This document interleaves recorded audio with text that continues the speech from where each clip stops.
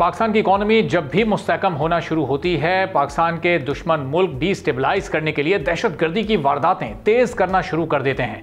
गुज़िश्ता चंद सालों के दौरान पाकिस्तान ने इंतहाई मुश्किल हालात का सामना किया है। एक ऐसा वक्त भी था जब पाकिस्तान के डिफॉल्ट होने की बातें की जा रही थी।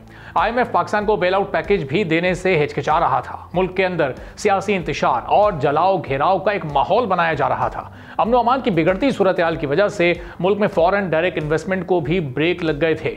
मुल्की इन्वेस्टर्स भी पाकिस्तान से बाहर अपना सरमाया मुंतकिल करना शुरू हो गए थे। पाकिस्तान इस वक्त इस खित्ते के लिए दहशतगर्दी के खिलाफ एक किले के तौर पर काम कर रहा है।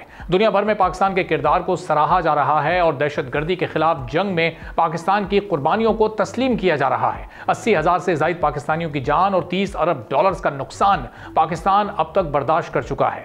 वेस्टर्न बॉर्डर पर पाकिस्तान को खास चैलेंजेस का सामना करना पड़ रहा है। हाल ही में कलअदम तंजीम की जानिब से जाफर एक्सप्रेस पर हमला किया गया, जिसमें 4 सिक्योरिटी एहलकारों समेत 21 शहरियों को शहीद कर दिया गया। एक रिपोर्ट के मुताबिक तालिबान ने 2024 में 558 पाकिस्तानियों को शहीद किया, जो पिछले साल के मुकाबले में तकरीबन दुगनी तादाद है। बलोच अलहदगी पसंदों ने 500 से ज्यादा अफराद को कत्ल किया, जिसकी तादाद साल 2023 में 116 थी। हुकूमत और अस्करी क़यादत ने लॉन्ग टर्म पॉलिसी के तहत हर चीज़ पर मुल्क की इकॉनमी को तरजीह दी।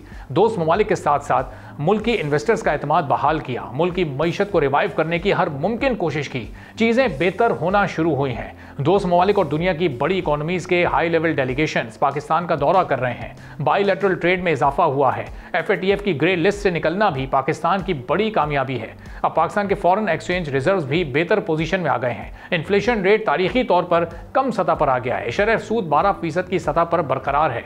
मुल्क के अंदर जमहूरी इदारे काम कर रहे हैं। पार्लियामेंट भी अपना रोल अदा कर रही है। IMF के साथ मामलात बेहतर होते जा रहे हैं। IMF भी पाकिस्तान की इकोनॉमिक अप्रोच पर इत्मीनान का इजहार कर रहा है, जो फॉरेन इन्वेस्टर्स की पाकिस्तान में इन्वेस्टमेंट में मजीद इजाफे में अहम किरदार अदा करेगा।